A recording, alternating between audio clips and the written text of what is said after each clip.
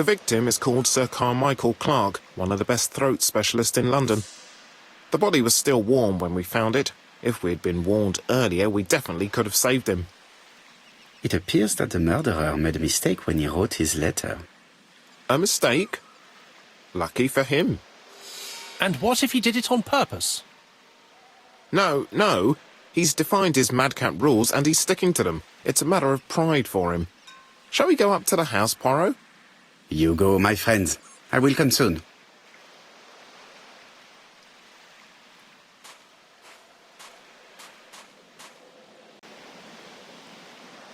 This place is very calming.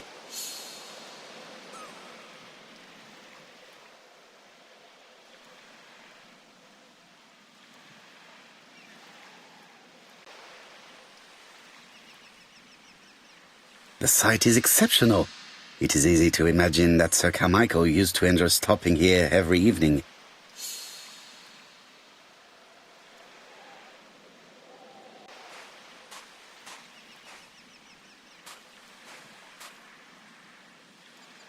Jap has emptied the victim's pockets and has laid out their contents on this piece of wax cloth.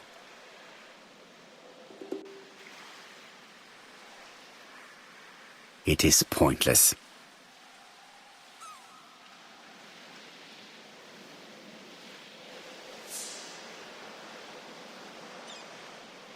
An oriental dragon.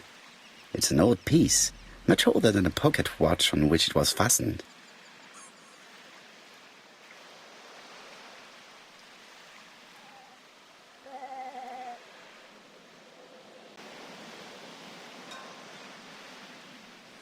Nothing appears to be missing from this wallet.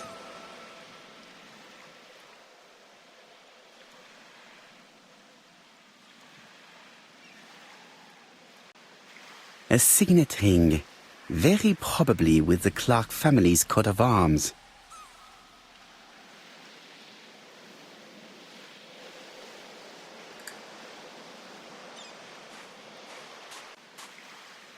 The body is just in front of a bush. One of the only bushes in the surrounding area. The vegetation behind the bush has been trampled.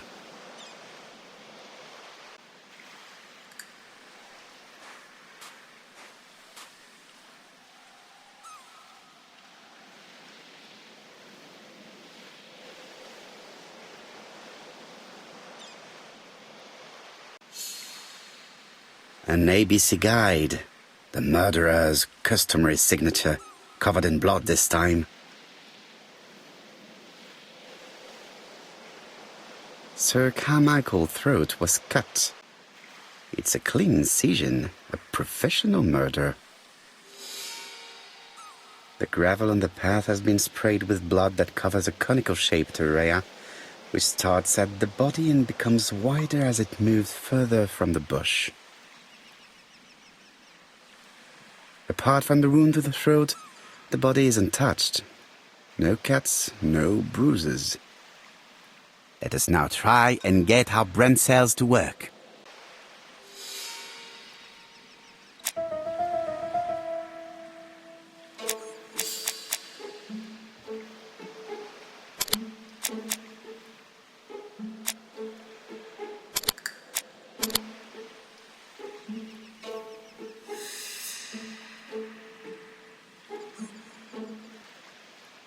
Sir Carmichael had his back to the bush when the killer cut the throat from behind. A fatal blow that sprayed blood over a range of more than 1 meter. Let us now try and get our brain cells to work.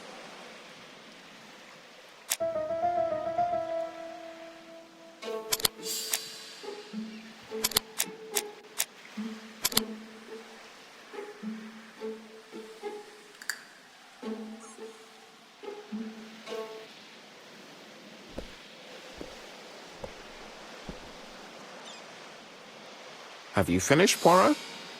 Chief Inspector, many questions remain unanswered, but I am certain of one thing.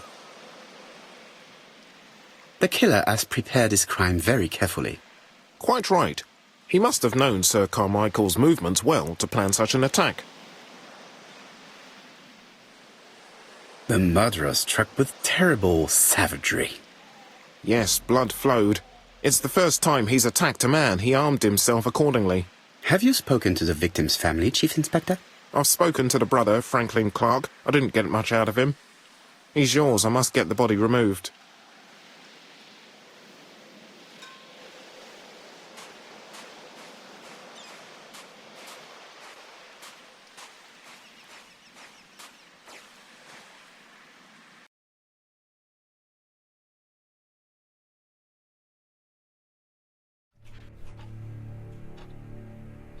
To be honest, this inspector seems rather obtuse. I'm counting on your friend Poirot to catch my brother's murderer. Ah, here he is now. Please, Mr. Poirot. Mr. Poirot, this is my brother's secretary, Miss Thora Gray. Pleased to meet you, Mr. Poirot. Would you like some tea? No, thank you, mademoiselle. I find it hard to digest.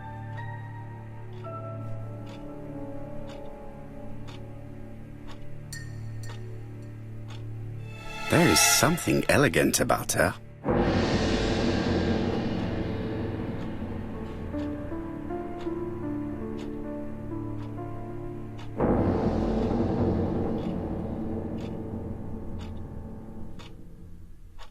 She has good taste, except perhaps in her choice of jewelry. Please excuse me, I have to take care of Lady Clark.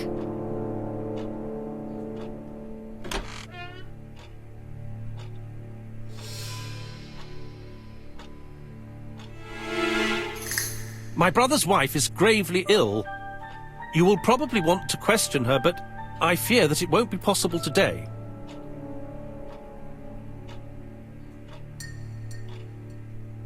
I insist, Mr. Clark. Please allow me to remind you that this is a murder inquiry. Unfortunately, she is much too ill. She doesn't even know her husband is dead. I'm very sorry, but I'm afraid it's out of the question. Of course, I understand. Someone set a trap for your brother. Who was familiar with his habits? Everybody knew he took his evening walk at 8:30, and that he always followed the same path. Was it a dark night? It was a new moon. I took a lantern. So it was you who found the body? Yes, along with the gardener. Have you seen any strangers around the house recently? No. As far as I know, nobody has been near the house.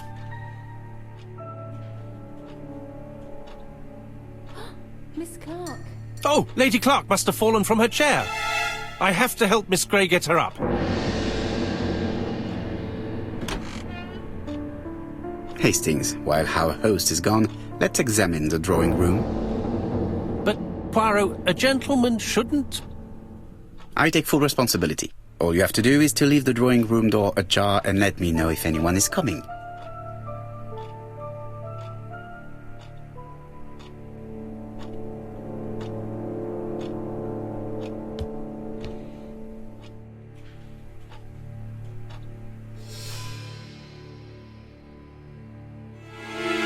Compass, point to the south. Bronze and magnetite, Han Dynasty, circa 210 BC, purchased in Hong Kong 1935.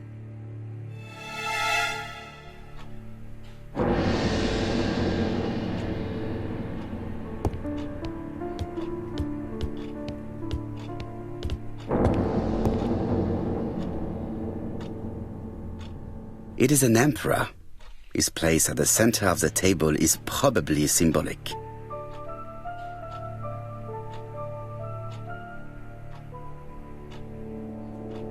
A dragon.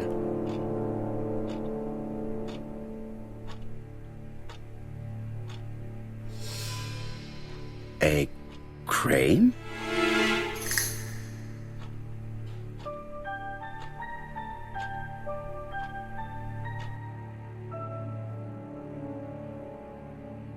Comside's private collection, purchases since 1920. The catalogue for Sir Carmichael Clark's collection.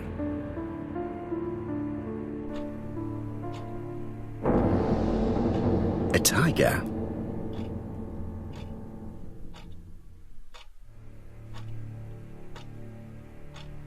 a turtle.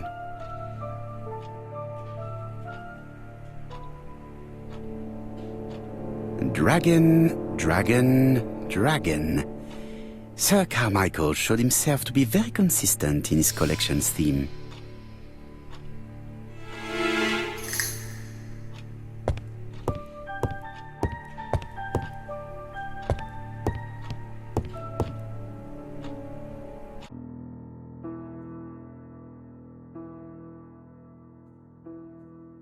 The cardinal points.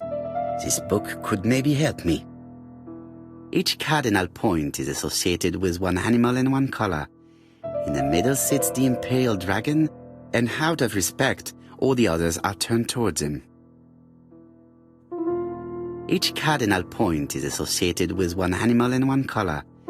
In the middle sits the imperial dragon, and out of respect, all the others are turned towards him. Turtle, the dragon, the crane and the tiger. I think I've already seen this motif somewhere.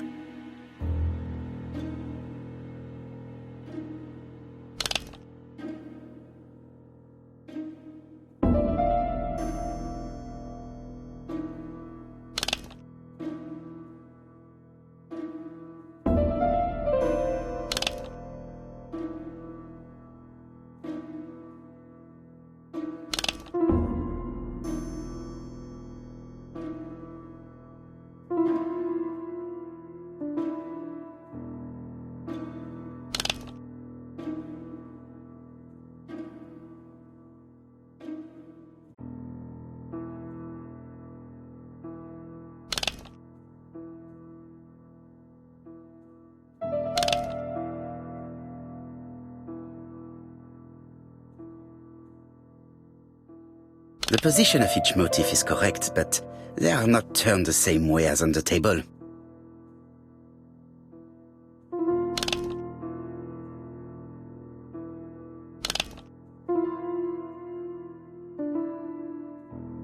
I think I heard a bang. Could it be this cupboard? This is interesting.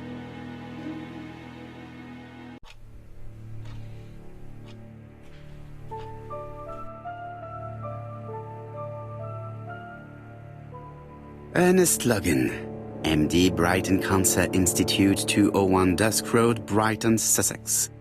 To Sir Carmichael Clark, MD, Comsite Churston, Devon. Brighton, 1935, January the 5th. As a man of science, I owe it to you to be completely frank. Lady Clark, your wife is suffering from a generalized terminal cancer. I confess I didn't suspect anything like that during the first exams. But with the test results I have received today, there is unfortunately no place for doubt. I estimate that Lady Clark's life expectancy is no more than 1 year. Hospitalization would not help in her case, so I advise you to keep her at home and provide her with as much morphine as required to ease her last moments. Yours sincerely, Ernest Logan. These daggers are only ceremonial weapons. I do not think that the crime weapon is here.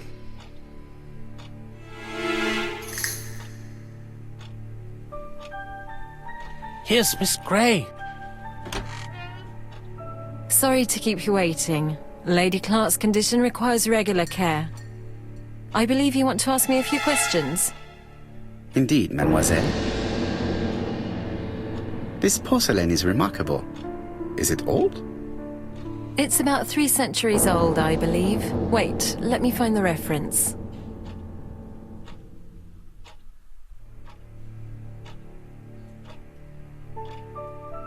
She appears to be very flustered.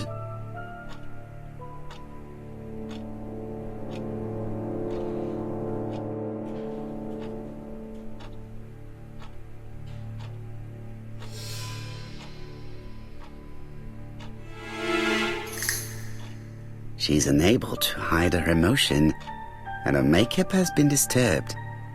I think that this young woman has just been kissed.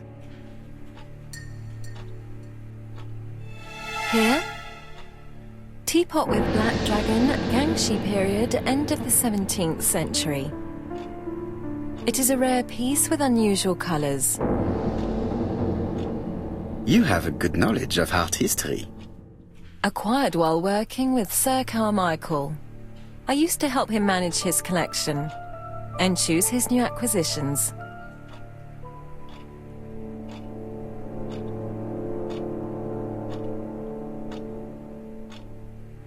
Did you have a good relationship with your employer?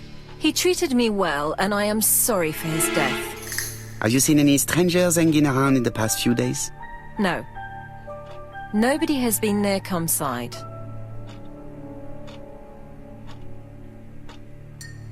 What were you doing yesterday evening at the time of the murder? I was sleeping.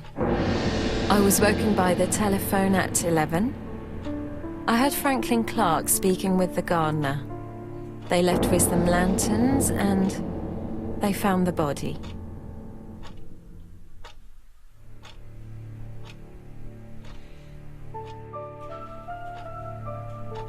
Am I right thinking that something is going on between you and Franklin?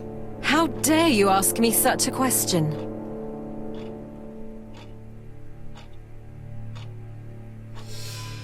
Mademoiselle, it is difficult to hide things from me. He kissed you earlier, did he not? My goodness, with Sir Carmichael's death, I was feeling so awful, so worried. I was unable to resist. I am not judging you, mademoiselle.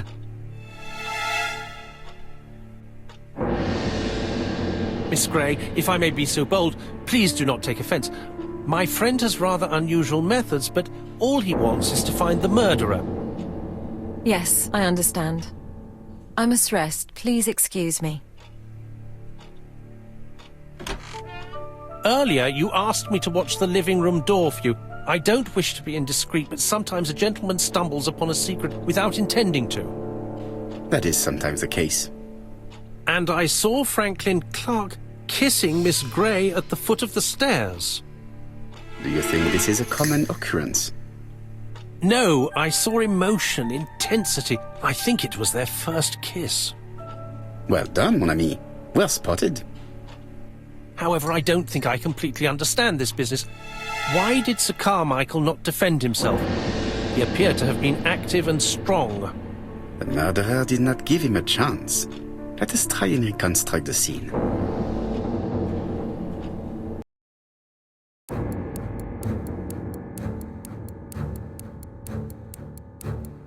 Sir Clark is taking his customary walk. Our killer is hiding behind a bush.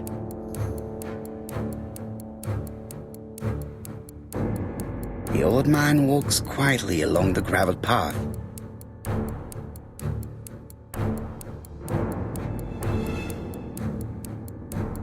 Then he turns towards the sea to gaze at it.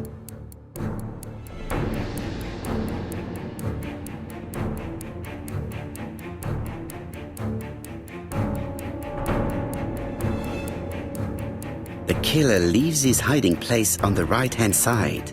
He approaches silently over the grass. Then he throws himself on his prey and cuts the poor man's throat. He then lays down the A.B.C. before leaving. Everything appears to match the crime scene, Monsieur Hastings. That is exactly what happened.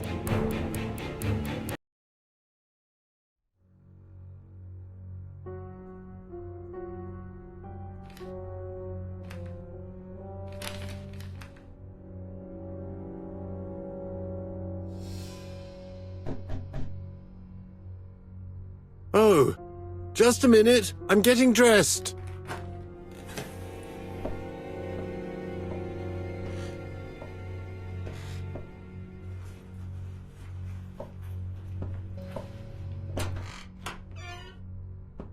Mr. Kirst, have you recently returned from Churston?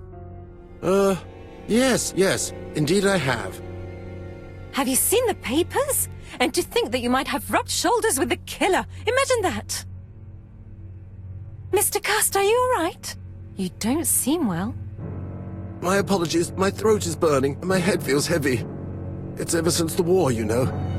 Since my injury, my head has never been the same.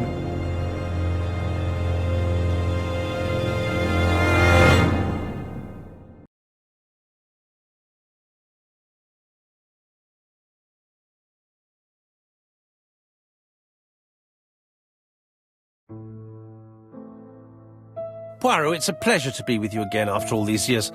I looked for a gift to thank you, and I found this propelling pencil. An authentic collector's item. You spoil me, mon ami. And you more so by sharing investigations. Do not underestimate the help you are to me, Hastings. Intellect is not everything. There is also goodwill, and you are not short of that.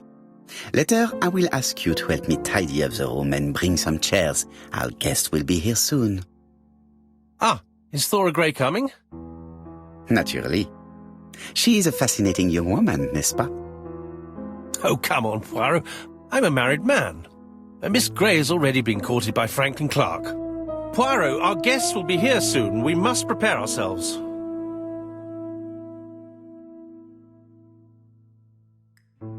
I should take advantage of the silence to examine them.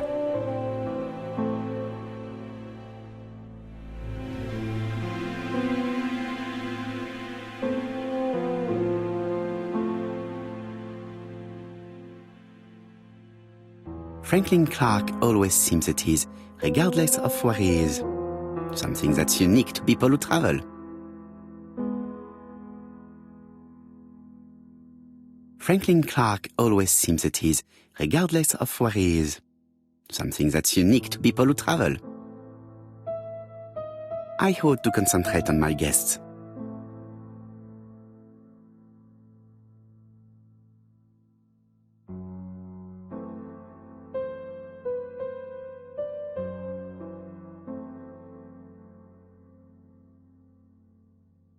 Sometimes I love a brunette, sometimes I love a blonde. That's what the song says. Sometimes I love a brunette, sometimes I love a blonde. That's what the song says. The song says, sometimes I love a blonde who comes from Eden by way of Sweden. But I am not sure that this blonde is an angel. I should take advantage of the silence to examine them.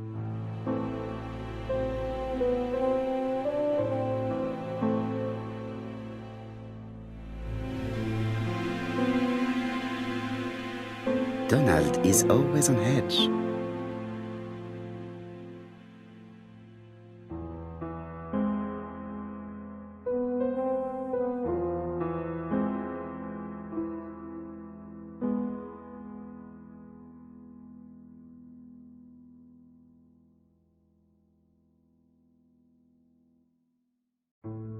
Leave me alone.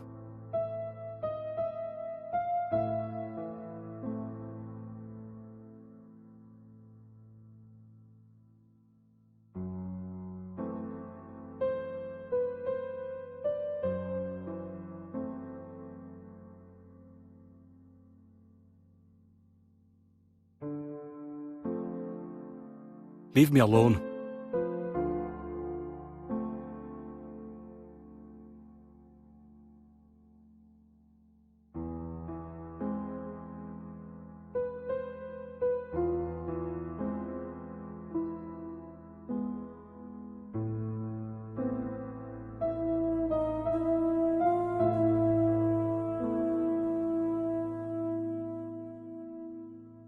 Donald Fraser is very nervous at the moment, even if he's trying hard to control himself.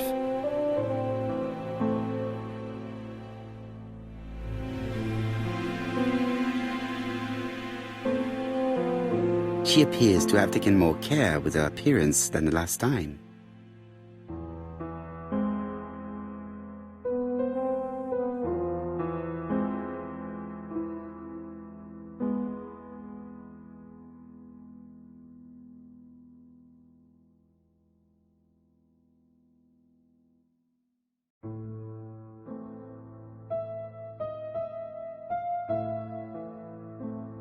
She's looking at Mr. Fraser out of the corner of her eye.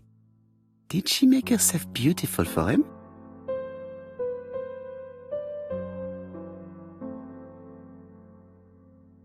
I wish to thank you all for coming.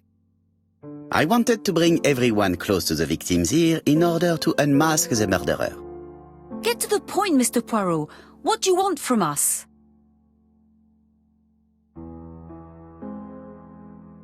Megan, dear girl, please be patient. Mr. Poirot, how dare you address me by my first name? Please excuse me, mademoiselle. All I ask is that you search your memories. The murderer must have left some trace. Yes, he must have prepared his crimes very carefully. Tout à fait. He did not get to Bexhill at midnight in order to strangle a young girl whose name by chance starts with P. Must we go into that?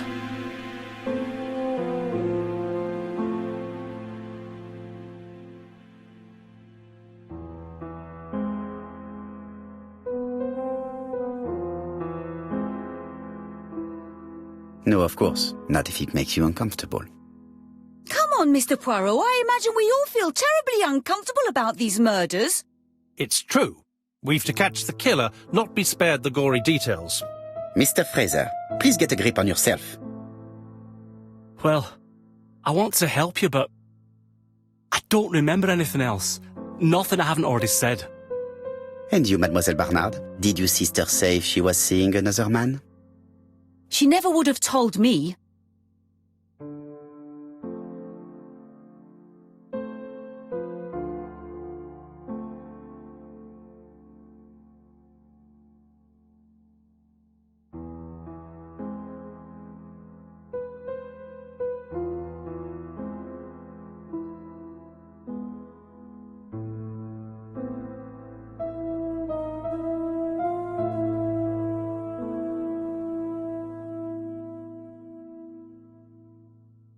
Why would she hide the fact from you?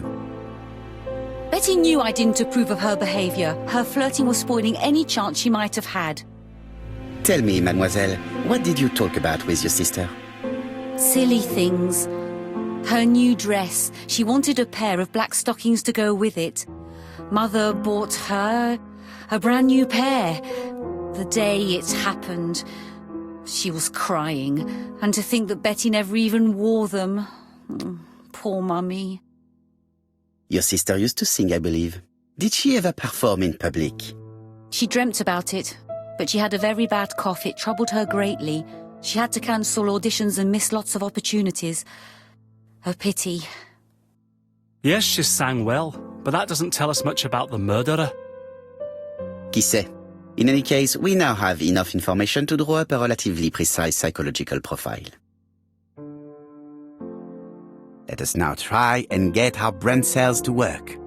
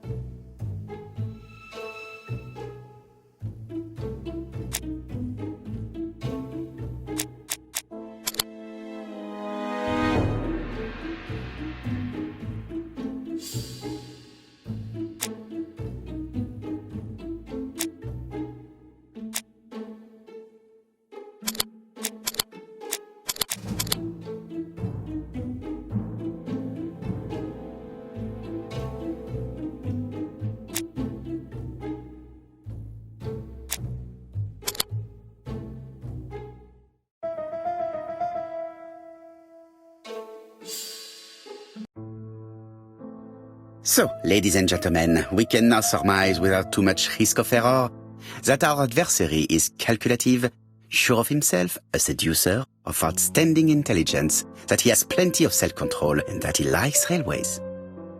It's a good start. Other meetings may be necessary. I hope that you will be able to come back again. Well, it's just that...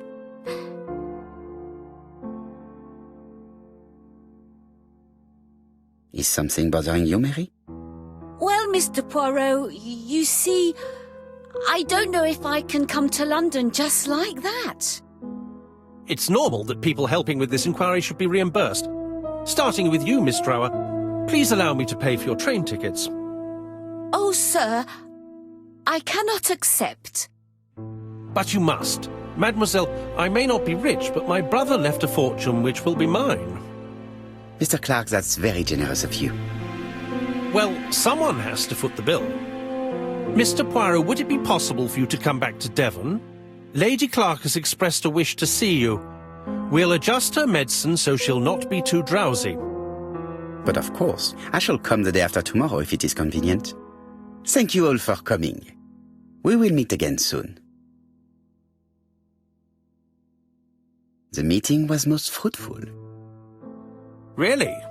Hastings, I believe now we have everything we need to find a common point between the victims. Now it is time for us to use our grey matter. Let us now try and get our brain cells to work.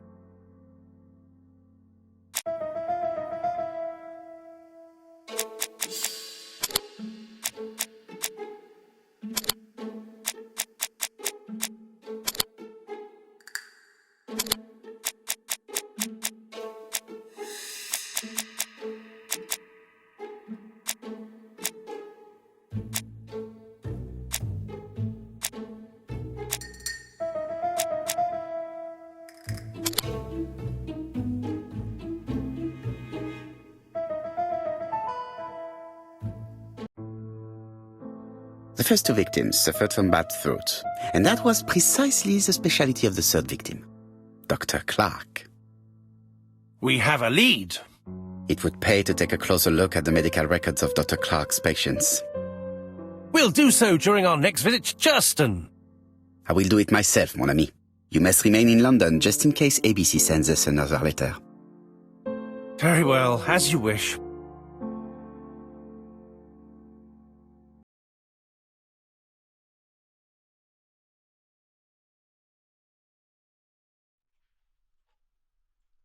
Thank you for coming, Mr. Poirot.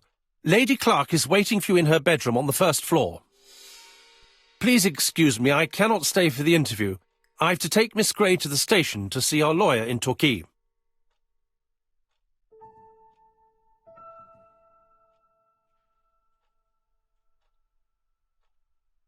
Are you leaving Churston for good?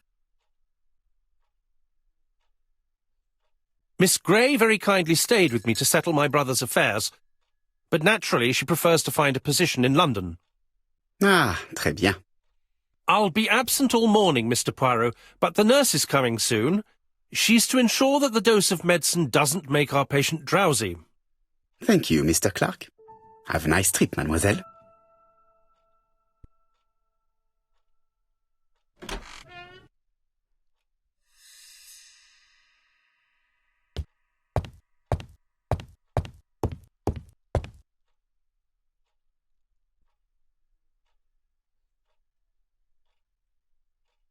April 1925, Aceh Province, Sumatra.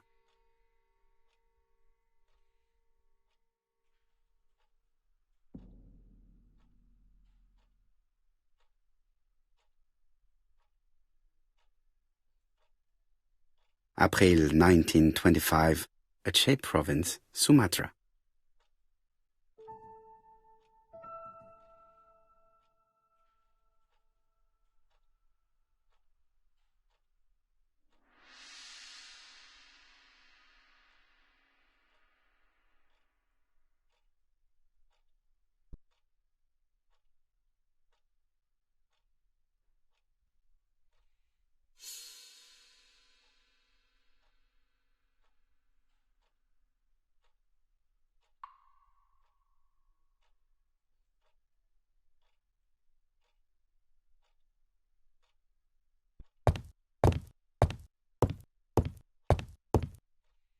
It would be rude to make Lady Clark wait any longer.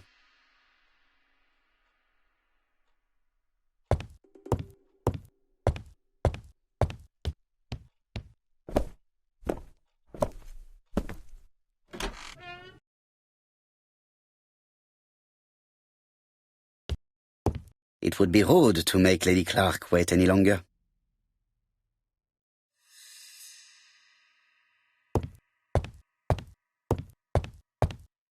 It would be rude to make Lady Clark wait any longer.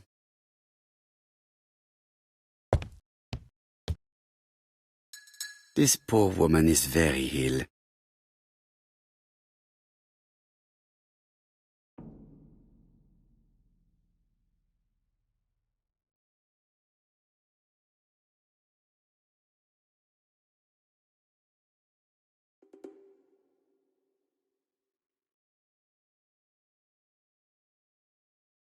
Please tell the nurse to hurry. Please.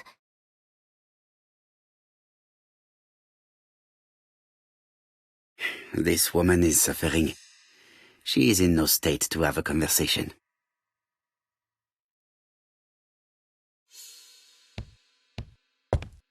It would be rude to make Lady Clark wait any longer.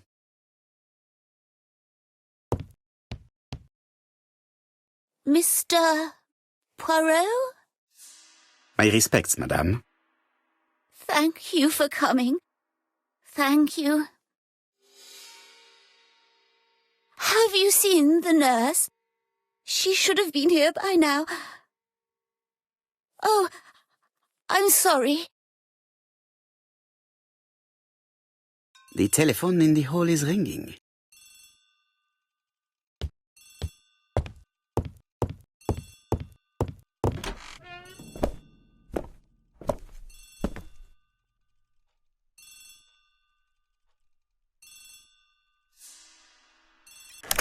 The Clark residence.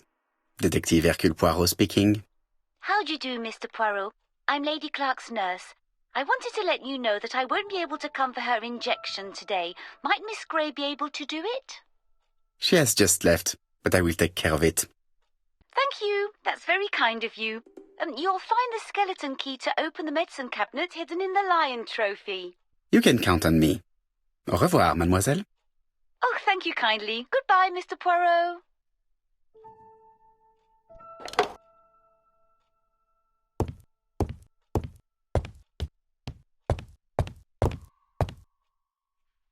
Lady Clark is in pain.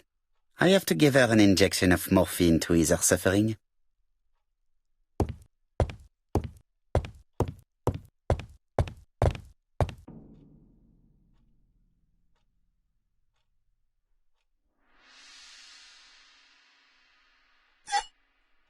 Here is the skeleton key.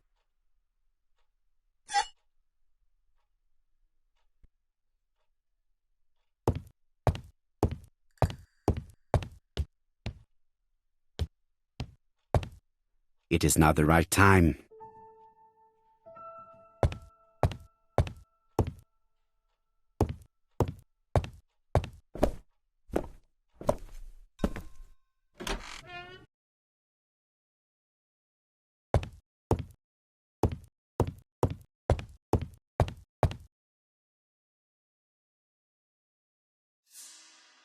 Lady Clark is in pain. I have to give her an injection of morphine to ease her suffering.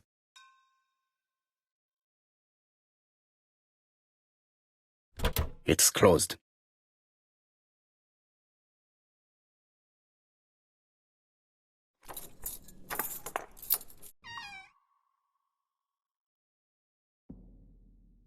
Ah, Mr. Poirot. Ah, I feel better now. Thank you for your help.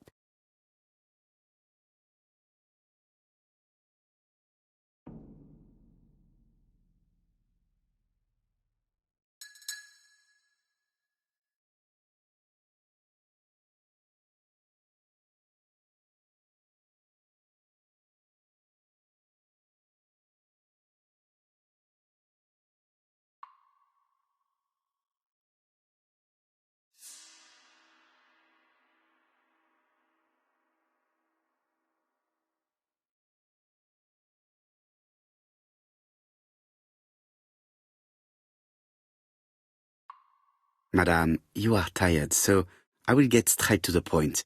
What can you tell me about this business? What business, Mr. Poirot? No doubt. You wish to talk to me about what happened to your husband? Ah, yes. Oh, poor Carmichael. Has the madman who killed him been caught? Not yet, chère madame. There was a great many people in Churston on the day of the murder. Indeed. People go straight to the beach. They don't come near Coomside. So, there were no strangers around the house that day? Who said that? The people who live here. Your brother-in-law, Miss Gray. Miss Gray? Oh, I don't like her. Franklin wanted her to stay, but I insisted she should go, immediately. You are entitled to do so, naturally. I'm pleased that you approve. The others have been taken in by her. But at least you can see through that self-pity act. See what she's up to. Oh.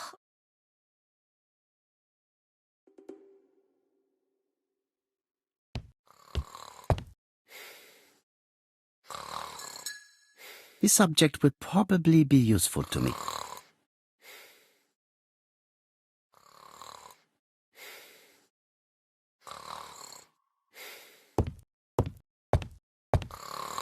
This subject would probably be useful to me.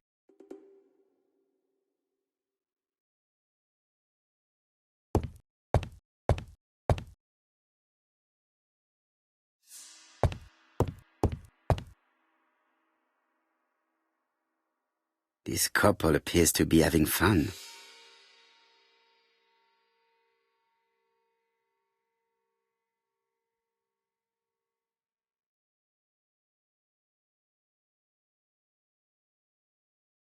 Lady Clark and Sir Carmichael were very happy, but they did not have any children.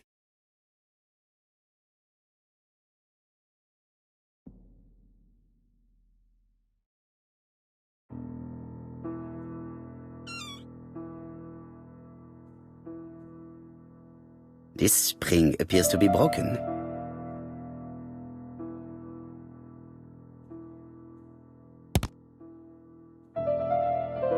This is where the combs go.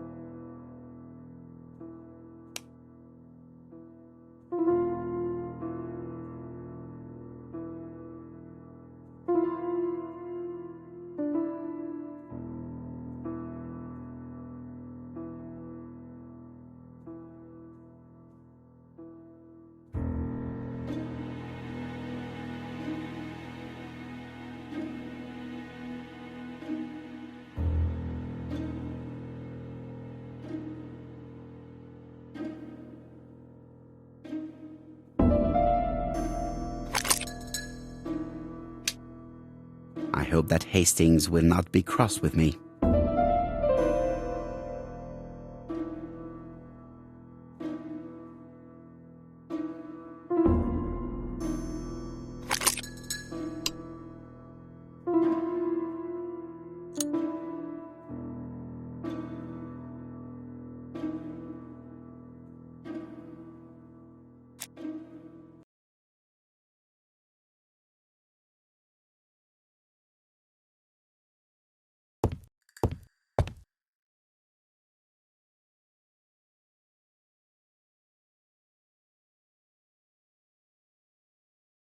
This subject would probably be useful to me.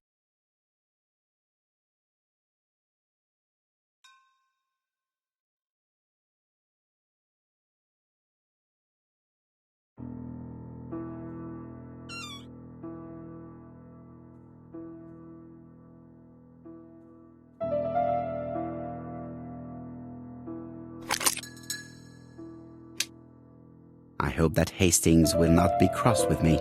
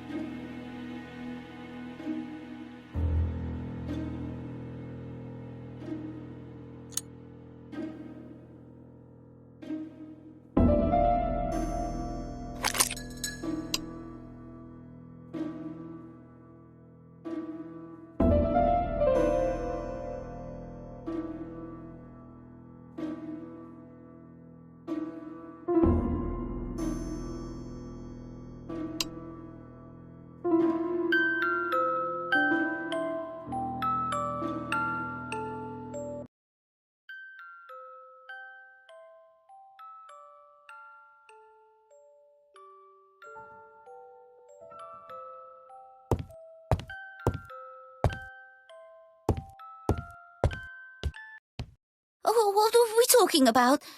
Ah, yes, Thora Grey. Oh, Carmichael had great esteem for her, but for me she was nothing but a hypocrite.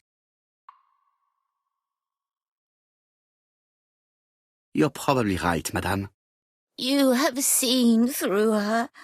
I'm so pleased that I've convinced you.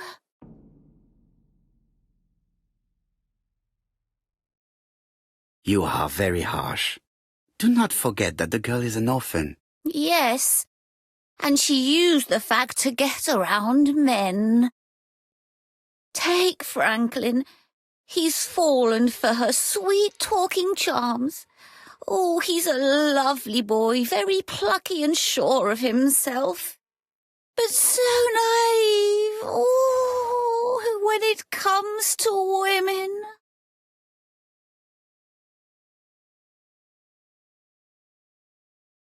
Miss Grey did look after you very well, though. Outwardly. But she's hiding something. I think she tried to poison me. Miss Grey? A poisoner? But everybody appears to like her. It proves she knows what she's doing. She's manipulative and she's a liar. A liar? Let's see, didn't she say that on the day of the crime nobody was around Coomside? That is correct. Well, at 11 o'clock I saw her talking to someone. Really? And what was this man like? An ordinary sort of man with a very plain face. Oh, I don't remember well. Was he a gentleman? No, he was not a gentleman. It would be best to leave her to sleep now. The telephone in the hall is ringing.